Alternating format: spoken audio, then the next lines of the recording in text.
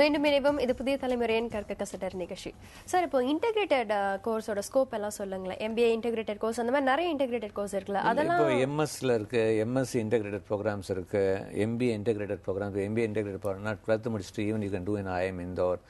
MS வந்து இப்போ VIT இந்த மாதிரி இல்லை, MSc வந்து ஈவன் CIT கொங்கு இந்த மாதிரி காலேஜ்லாம் கொடுக்குறாங்க.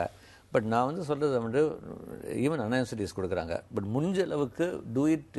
எப்போவுமே நான் வந்து எப்போவுமே சொல்லுவேன் 10+2+4+2 you should go with the breaks system. அதாவது break சிஸ்டம்னா you should be able to divert. Don't get log into it. இல்லை சார் எனக்கு இந்த மார்க் கம்மி but I'm able to get integrated program in top colleges அப்படின்னா is really good. But நான் ஒரே ஒரு advice எப்போவுமே இன்டெகிரேட்டட் ஸ்டூடெண்ட்ஸுக்கு சொல்வேன். If you're doing integrated programs make sure you get place within the campus. வெளியே வந்தால் ஜாப் கிடைக்கிறது கொஞ்சம் கஷ்டமாக இருக்குது இந்த integrated programs. So make sure if you taking integrated programs எப்படியாச்சும் அந்த கம்பெனி எதிர்பார்க்க திறமையை எடுத்து கேம்பஸ்லேயே பிளேஸ் ஆகிடணும். அடுத்த அழைப்பாளர் பாலகிருஷ்ணன் லைன்ல இருக்காரு. வணக்கம். வணக்கம் மேடம். வணக்கம் பாலகிருஷ்ணன், உங்களோட சந்தேகம் என்ன நீங்க கேட்கலாம். நன்றி மேடம். புதிய தலைமுறைக்கு என்னுடைய ரொம்ப நன்றி மேடம். அதே மாதிரி சாருக்கு என்னுடைய ரொம்ப நன்றி. மிக்க மகிழ்ச்சி சார். என்னுடைய சன் வந்து போன வருஷம் அண்ணா யூனிவர்சிட்டியில கவுன்சிலிங் மூலமா BE சிவில் வந்து ஒரு காலேஜ்ல கிடைச்சது சார். சரிங்க. அப்புறம் அதை விட ஒரு நல்ல காலேஜுக்கு, அதாவது அவங்க காலேஜ் கூப்பிட்டு இருந்தாங்க. நாங்க அங்க வந்து போய் சேர்ந்தோம். அப்போ வந்து அந்த கவுன்சிலிங் மூலமா கிடைச்ச காலேஜ்ல இருந்து எங்களுக்கு டிசி தர்றதுக்கு முடியாதுட்டாங்க. எங்களுக்கு பெரிய சிரமப்பட்டு நான் வந்து அந்த காலேஜ்ல இருந்து டிசி வாங்கியாந்து இந்த 2வது காலேஜ்ல நான் சேர்ந்தேன். ஸோ அதே மாதிரி இந்த வருஷம் கவுன்சிலிங்ல வந்து நம்ம மரியாதைக்குரிய மாணவர்கள் வந்து இதே மாதிரி பிரச்சனைகளை ஃபேஸ் பண்றாங்க. அதனால சார் வந்து அந்த மாதிரி ஸ்டூடெண்ட்களுக்கு உங்களுடைய அறிவுரையை கொண்டான அறிவுரையை வந்து வழங்கணும்னு எனக்கு கேட்டுக்கிறேன். ஏன்னா வந்து போன வருஷம் அவ்வளவு சிரமப்பட்டேன். ஏன்னா 193 கட் ஆஃப் பண்ணி என்னுடைய சன் வந்து, நான் காலேஜ் பேரை சொல்ல விரும்பல, என்னுடைய நேட்டிவ் வந்து மதுரை. ஸோ ஒரு நல்ல காலேஜ்ல கிடைச்சது. அதை விட நல்ல காலேஜ்ல வந்து அவருக்கு வந்து ரெக்கமெண்ட் பண்ணி கிடைச்சது.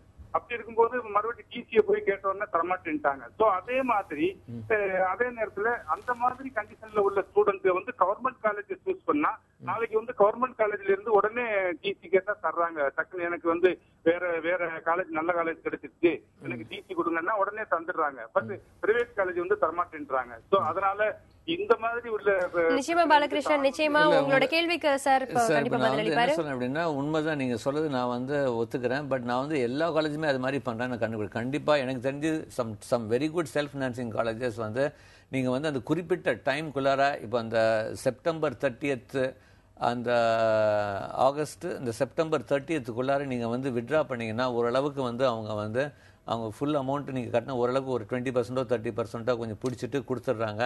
அண்ட் டிசியும் கொடுத்துட்றாங்க.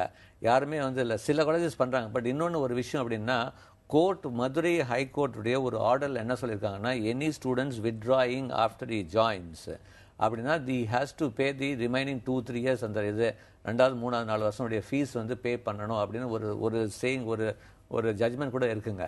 ஸோ அப்படிலாம் பார்க்கும்போது அவங்க அந்த அதை சைட் பண்ணி கூட உங்களுக்கு வந்து நீங்கள் ஜாயின் பண்ணிங்க, நீங்கள் இப்போ வித்ட்ரா பண்ணுறீங்க, எனக்கு இப்போ அந்த சீட் வேஸ்ட்டாக போகுது, 3 வருஷம் இருக்குது வேகண்டாக போகுது, எனக்கு 3 வருஷம் ஃபீஸுக்கு பே பண்ணுங்க அப்படின்னு கேட்கறதுக்கு வாய்ப்பு இருக்குது.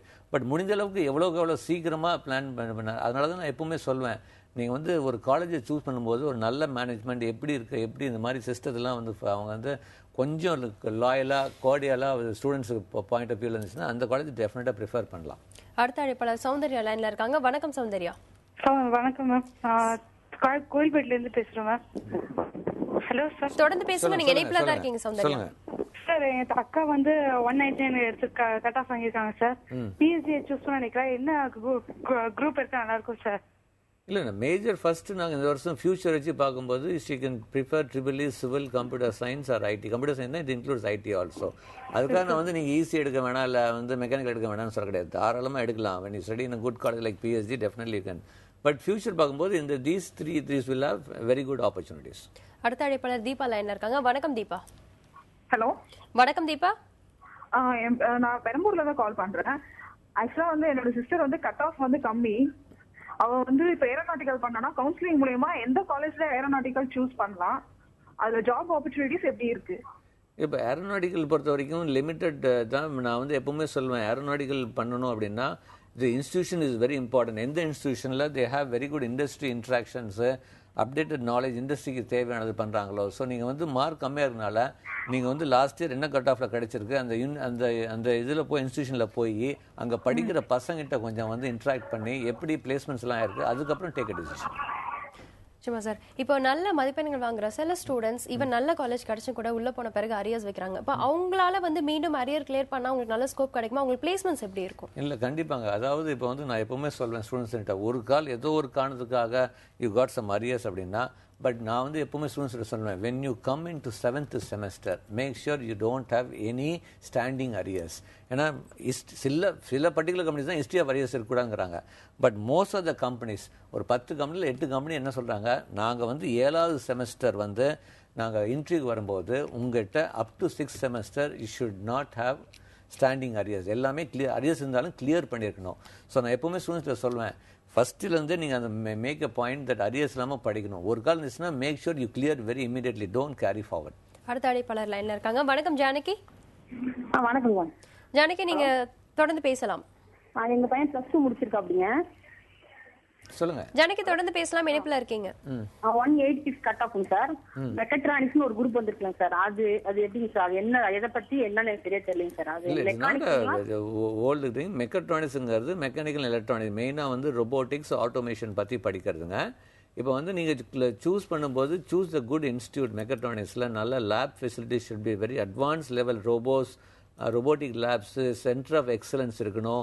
டாப் கம்பெனிஸ் வந்து இருக்கிற சென்டர் ஆஃப் எக்ஸலன்ஸ் இருக்கிற காலேஜஸ் சூஸ் பண்ணோம். பிகாஸ் வந்து அது வந்து லிமிட்டட் கம்பெனிஸ் தான் இது பண்ணுறாங்க. ஃபார் எக்ஸாம்பிள் இந்தியாவில் பார்த்தீங்கன்னா ராபர்ட் பாஷ், இந்த மாதிரி ஒரு செலக்டிவ் கம்பெனிஸ் தான் வந்து ரொபோட்டிக்ஸ் வந்து ரெக்ரூட் பண்ணுறாங்க.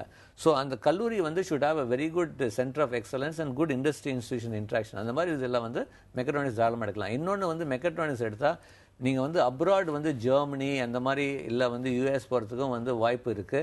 அப்படி பண்ணும்போது Germany is one of the very good country to do mechatronics robotics related. But German language கற்றுக்க சொல்லுங்கள்.